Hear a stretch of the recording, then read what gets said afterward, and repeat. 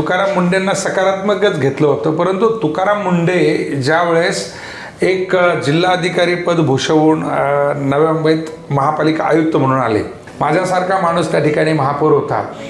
तुम्ही प्रोटोकॉलप्रमाणे वेलकमसाठी महापौर तिथं थांबलेला असताना तिथे तुम्ही आलात नाही, तुम्ही खालूनच सुरुवात केली सस्पेंड करायला.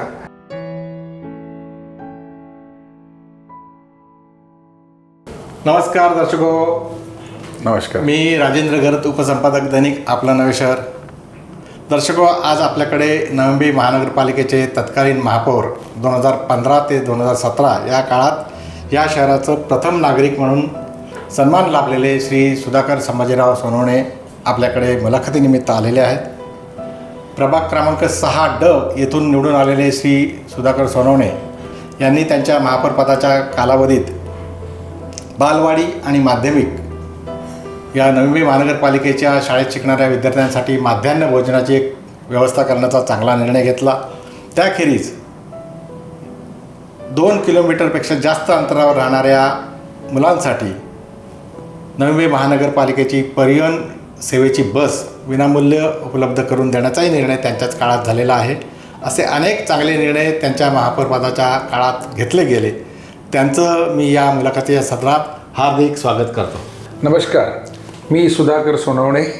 आपलं नवे शहर या वाहिनीने मला माझी माहिती आणि नवी मुंबईबद्दलचे काही प्रश्न जाणून घेण्यासाठी आज निमंत्रित केलं, त्याबद्दल मी त्यांचे मनपूर्वक आभार मानतो. सुधाकरराव, पहिलाच प्रश्न.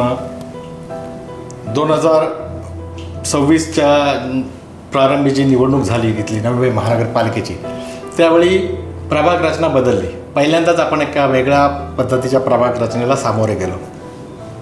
पूर्वी एकास एक विरुद्ध असे वेगवेगळे उमेदवार लढण्याऐवजी 4 उमेदवारांचा एक प्रभाग बनवला गेला, मोठाच्या मोठा, आणि पॅनल पद्धत आली. तर ही पॅनल पद्धत तुम्हालाही नवी होती उमेदवार म्हणून, आणि मतदारांना सुद्धा नवीन होती. तर या पद्धतीबद्दल तुम्ही मतदारांना कसं काय समजावून सांगितलं? ते कसं आहे की पॅनल पद्धत असू दे किंवा इंडिव्हिज्युअल असू देत, सगळ्यात महत्त्वाचं असं आहे की तुम्ही मतदारांशी किती लॉयल आहात, किती प्रामाणिक आहात, त्याचा परिणाम तुमच्या निवडणुकीवर निश्चितपणे होतो. मी सन 2000 साली ज्यावेळेस निवडून आलो त्यावेळेस माझ्या वॉर्डची फिजिकल बाउंड्री, त्याच्यानंतर मी आणि माझी पत्नी 2005ला निवडून आलो त्यावेळेसची फिजिकल बाउंड्री, आणि त्याच्यानंतर माझी मुलगी आणि माझी बायको निवडून आली त्या 2010 ते 2015 त्यावेळेची फिजिकल बाउंड्री, आणि 2015 साली मी आणि माझी पत्नी पुन्हा एकदा निवडून आलो इंडिव्हिज्युअली, ती फिजिकल बाउंड्री. ह्या सगळ्या बाउंड्रीजचा आणि त्यावेळेच्या केलेल्या कामाचा निश्चितपणे मला ह्या पॅनल पद्धतीमध्ये देखील उपयोग झाला, फायदा झाला. मग आता आपण निवडणुकीच्या काळामध्ये शेवटच्या क्षणी अपक्ष निवडणूक लढवतानाच नाईक साहेबांच्या विनंतीला मान देऊन कमळ ह्या चिन्हावर पहिल्यांदा निवडणूक लढवली, आणि त्यामुळं 4ही उमेदवाराला सारखंच निवडणूक चिन्ह हे मिळाल्यामुळे लोकांना फारसं समजावून सांगावं लागलं नाही. सुधाकरराव, मला एक सांगा की PM श्री राजर्षी छत्रपती शाहू महाराज शाळा विद्यालय आंबेडकर नगर रबाळे येथे आहे. हे नवी मुंबईतलं एकमेव सुरू करण्यात आलेलं या पद्धतीचं वेगळ्या पद्धतीचं एक विद्यालय आहे. याची उभारणी तुमच्या वार्डात व्हावी हे आपल्याला का वाटलं, आणि या शाळेचं वैशिष्ट्य काय, जरा त्याबद्दल थोडक्यात सांगा. आता ह्या प्रश्नाचं उत्तर थोडक्यात जर राजेंद्रजी द्यायचं असेल तर मी एकच म्हणेल की मी 2000 साली निवडून आलो. 2002 साली नवी मुंबई महानगरपालिकेने जिल्हा परिषदेकडनं शिक्षण मंडळ घेतलं, आणि आदिवासी कातकरी पाड्यामध्ये आपण एका छोट्याशा अंगणवाडीच्या इमारतीमध्ये शाळा सुरू केली, राजर्षी शाहू महाराज विद्यालय. आणि 2006 साली म्हणजे 16 जून 2006 साली आपण आंबेडकर नगरामध्ये सुसज्ज इमारतीमध्ये ती घेऊन गेलो, आणि त्या इमारतीमध्ये नैसर्गिक वाढीने आपण 2000 सालापासून 2006पर्यंत गेलो होतो, परंतु 2006 साली थेट आपण 8वीपर्यंतचे वर्ग सुरू केले, आणि नंतर 9वी 10वी.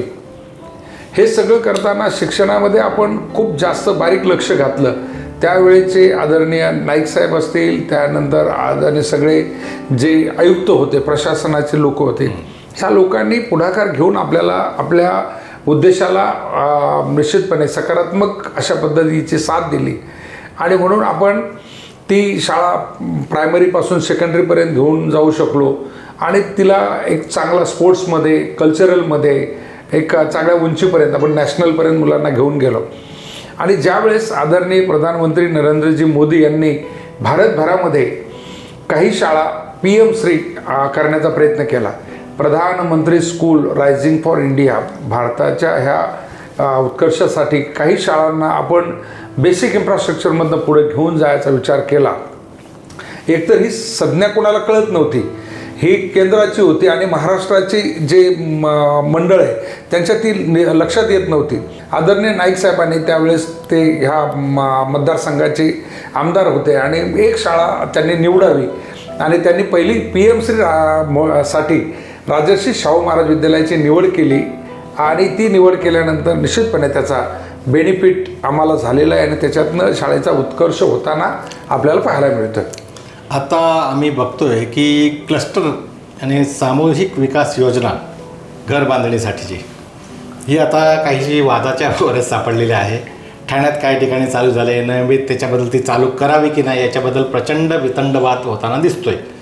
युतीमध्ये घटक असलेले पक्षच एकमेकांसोबत भांडत आहेत. हा काय प्रकार आहे? तुमचं यावर काय मत आहे?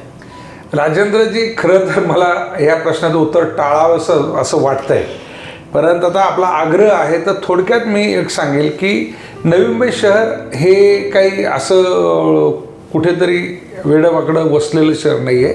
हे एक प्लॅन सिटी आहे आणि एका प्लॅन सिटीला त्या ठिकाणची सगळी भौतिक आणि सामाजिक, आर्थिक ही बाजू समजून घेऊन त्या निकषावर तिला प्लॅन केलेलं आहे, डिझाईन केलेलं आहे.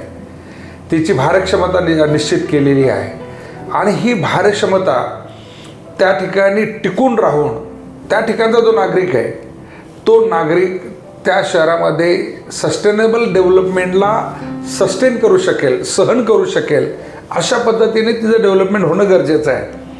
आणि हा जो निर्णय आहे UDCPRचा आणि त्याच्यामध्ये क्लस्टरचा, तर हा संपूर्ण महाराष्ट्रासाठी राज्य सरकारने निर्णय घेतला.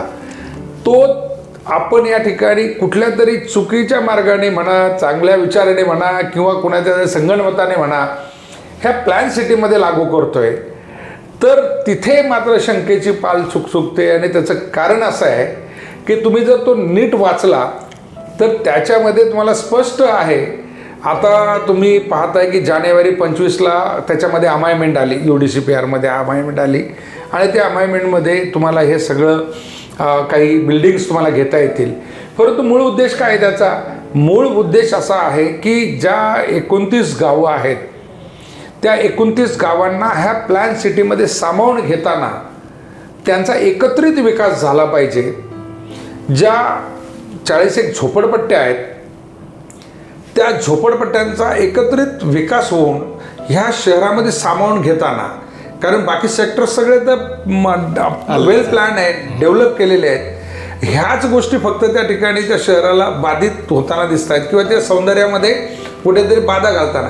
परंतु सौंदर्यामध्ये बाधा घालताना आपल्याला जरी दिसत असले तरी योगदान मात्र ह्याच सगळ्या बाधा घालणाऱ्या लोकांचं आहे. आणखी एक प्रश्न असा मनात येतो की नवी मुंबई शेजारीच पनवेल तालुक्यात नवी मुंबई आंतरराष्ट्रीय विमानतळ उभारलं गेलं. त्यासाठी स्थानिकांनी आपल्या जमिनी दिल्या, आपली गावं दिली, नदीचा नैसर्गिक प्रवाह वळवला गेला, तिथल्या टेकड्या स्थलांतरित केल्या गेल्या, म्हणजे पाडल्याच गेल्या त्या टेकड्या.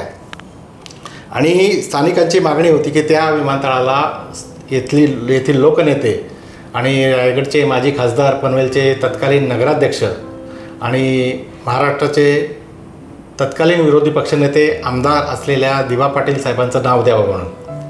त्यासाठी अनेक आंदोलनं झाली, पण नाव मात्र दिलं जात नाही. ठराव झालेले आहेत राज्य सरकारमध्ये. हे कशात येऊन अडकले हा सगळा प्रकार? तुम्ही काय याच्यावर भाष्य कराल? हे कसं आहे, मी खूप छोटा आहे ह्या गोष्टीवर भाष्य करणं. भावनिकदृष्ट्या जर आपण पाहिलं तर हे जे शहर आहे, ज्या भूमिपुत्रांच्या जमिनीवर किंवा त्यांच्या स्वप्नांवर या ठिकाणी अतिक्रमण करून वसलेलं आहे असं म्हणायला हरकत नाही, कारण त्यांची स्वप्न भंग झालीत. आणि आज ह्या ठिकाणी ते स्वप्न कुठंतरी जिवंत राहताना त्यावेळेचे झुंजार नेतृत्व दिबा पाटील साहेब यांचं नाव त्या ठिकाणी आंतरराष्ट्रीय विमानतळाला, कारण ह्या देशातलं खूप मोठं विमानतळ हे आहे. आणि हे मोठं विमानतळ अगदी वळचणीपर्यंतची जमीन ज्या शेतकऱ्यांची काढून घेतली त्या शेतकऱ्यांचं नाव कुठंतरी जिवंत राहावं याच्यासाठी किती आंदोलनं झाली, किती पक्षाने आंदोलन केली ते आपण विसरून जाऊन, कारण काल परवा दिल्लीला देखील लोक इकडनं गेली आणि शांत टाळ मृदुंगाच्या आवाजामध्ये आपलं प्रोटेस्ट त्या ठिकाणी केलं. तर जास्त वेळ न लावता कदाचित हा राष्ट्रीय याचा प्रश्न आहे, केंद्रीय मंत्रिमंडळ त्याच्यावर निर्णय घेईल, परंतु महाराष्ट्र सरकारने ह्या नावाची शिफारस केंद्र सरकारकडे केलेली आहे. त्यामुळे हे नाव निश्चितपणे मिळेल याच्यामध्ये काही शंका वाटत नाही मला, परंतु ते मिळावं ही आग्रही मागणी देखील माझी आहे. छान. आता तुमच्यासाठी एक शेवटचा प्रश्न.